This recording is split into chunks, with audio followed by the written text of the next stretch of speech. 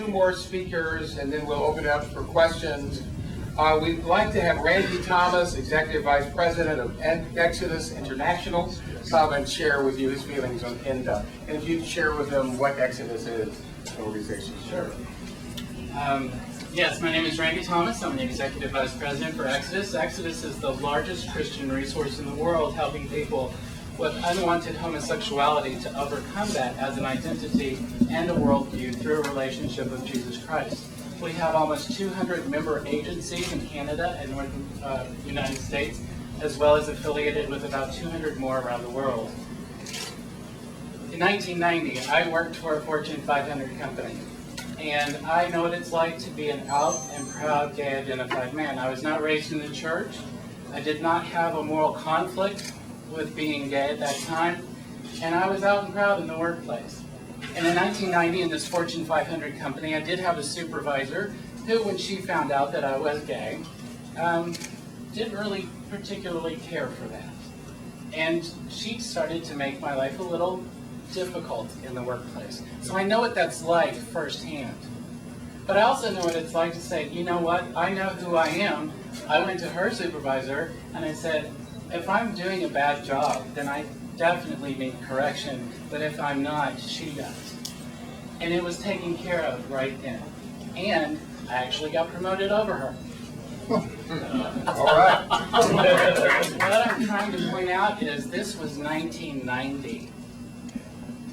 HRC, the Human Rights Campaign, which is the largest gay lobby in the world, is bragging all the time about the gay buying power, about the corporate equality index. That's right. There is a lot of tolerance in this country. There is a lot of freedom in this country.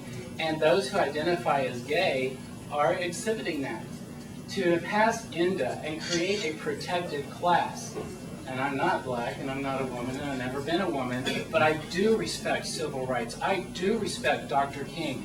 And for ENDA and hate crimes legislation to create a special class or a protected class undercuts civil rights to the core. Now, is there an issue of homosexuality in the workplace? Yes. Sure. Let's talk about that. Let's have a dialogue about homosexuality in the workplace and the dynamics that causes inside the workplace.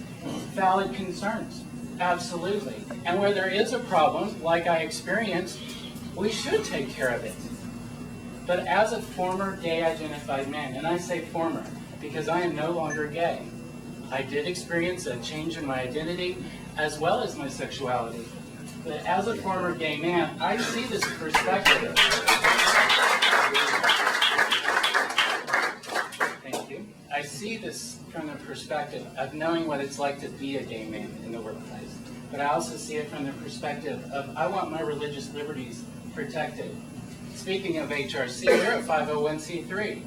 I very much doubt that they're going to hire me because of my sexual reorientation.